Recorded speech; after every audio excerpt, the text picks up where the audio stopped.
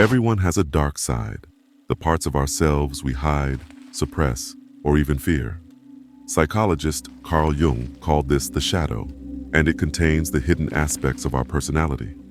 In this video, we'll explain Carl Jung's philosophy of the dark side through the story of Miyamoto Musashi. We'll show you how both of their teachings can help you use your shadow as a strength instead of a weakness. Part 1. The Shadow Awakens in Musashi. Musashi was only a boy when he first felt it. That inner fire, a darkness that was different from the other children around him.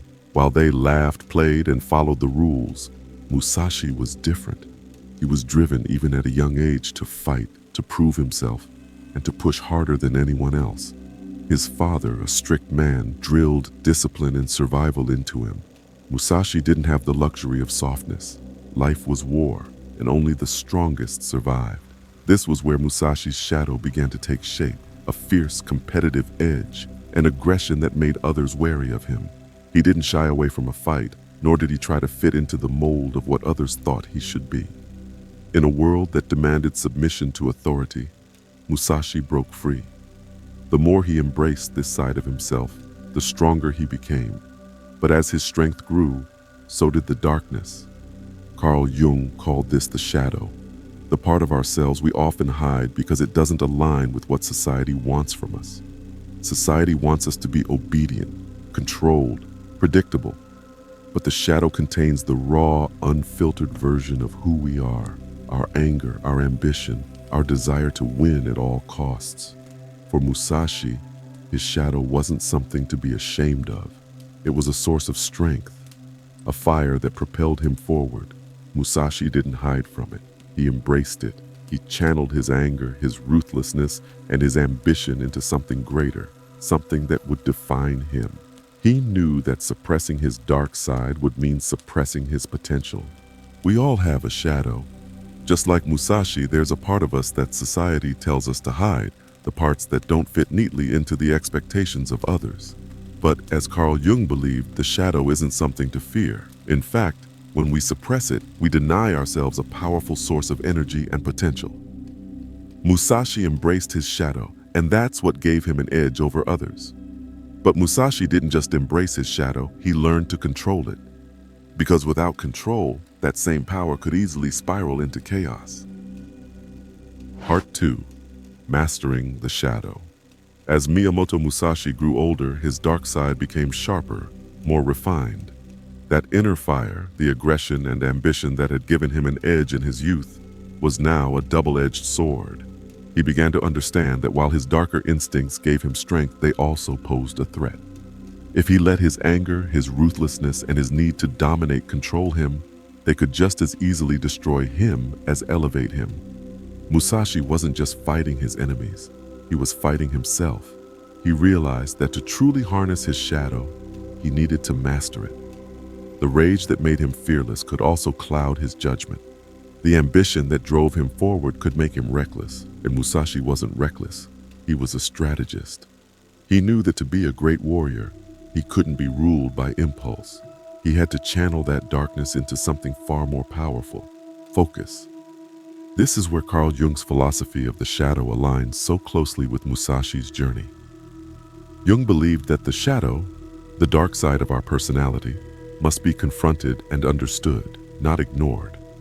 To master it, we must acknowledge its presence, understand its purpose, and consciously choose how to use it. Musashi did exactly that. He didn't let his shadow control him, but he didn't suppress it either. Instead, he channeled his inner darkness into strategy, into discipline, and into a deep focus that made him unstoppable. Think about Musashi's duels. He didn't rush into battle, wild with rage or blind with ambition. He was calm, calculated. His opponents, often consumed by their own emotions, would fall victim to Musashi's ability to stay centered. He mastered his shadow, using it as a weapon, not a master. His inner aggression, that fire inside him, became a tool he could wield with precision. For Musashi, mastering the shadow meant channeling his aggression and drive to push himself harder, to stay focused, but never letting those emotions make reckless decisions. He knew that the moment he let his darker instincts take control, he'd lose everything he'd built.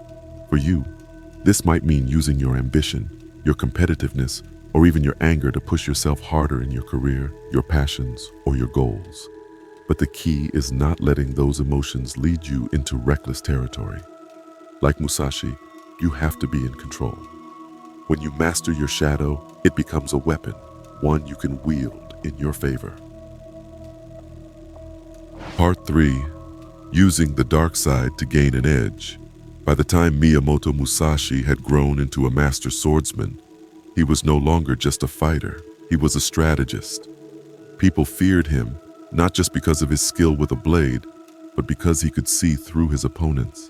He had learned to study their weaknesses, to anticipate their moves, and to stay ahead in every fight. Musashi wasn't driven by honor or tradition like many of his rivals. He was driven by something deeper, something darker, his ambition, his hunger to win, and his willingness to do whatever it took to stay ahead. He had fully integrated his shadow, and it made him unstoppable.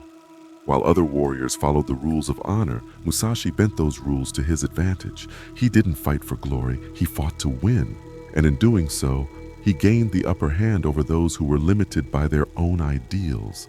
He could outthink them, outmaneuver them, and outlast them. His shadow, the part of him that was ruthless, ambitious, and fiercely competitive, wasn't a weakness. It was his greatest strength so long as he controlled it.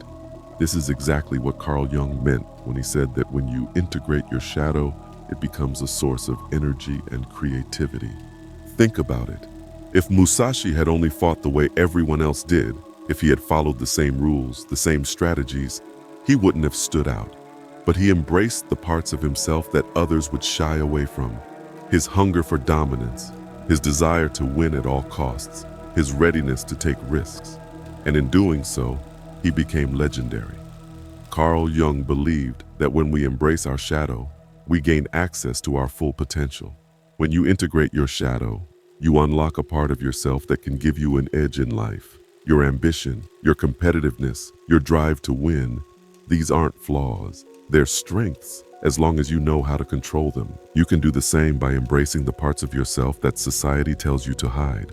Whether it's your need to win, your desire for success, or your hunger to prove yourself, these traits can fuel your success if you use them strategically. Part 4. The danger of letting the dark side rule. As Miyamoto Musashi continued to grow in power and skill, he watched many warriors fall, not because they lacked talent, but because they let their shadows consume them. Musashi saw firsthand how some of the most promising fighters allowed their anger, their thirst for revenge, or their overconfidence to take control. These warriors, once sharp and focused, became reckless, driven by their emotions instead of their strategy. In battle, a single reckless decision could mean death. Musashi understood that his dark side, the aggression, the ambition, was a powerful force.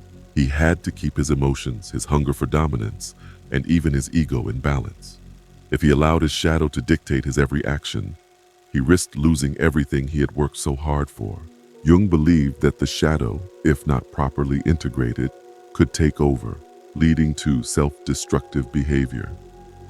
When the shadow runs unchecked, it can make us act impulsively, irrationally, and without control. Ambition turns into arrogance. Drive turns into recklessness. Anger turns into rage. And when these emotions take the wheel, we end up making decisions we'll regret. Musashi knew that. He knew that while the shadow could fuel his success, it was also dangerous. He had seen warriors, just as skilled as he was, fall because they let their emotions rule them. He used his shadow when it served him, but never let it dictate his actions without thinking. The moment you allow your dark side to run wild, you lose the advantage it gives you. Part 5.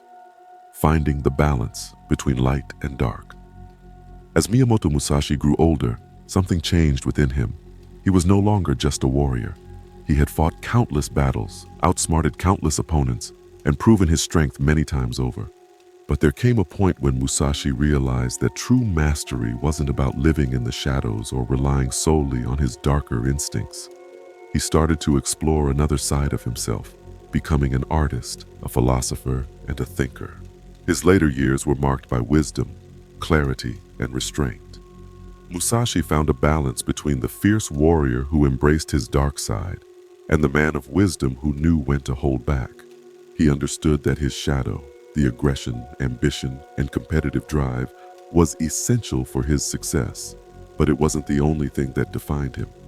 Musashi began to integrate both sides of himself, the warrior and the philosopher, the shadow and the light.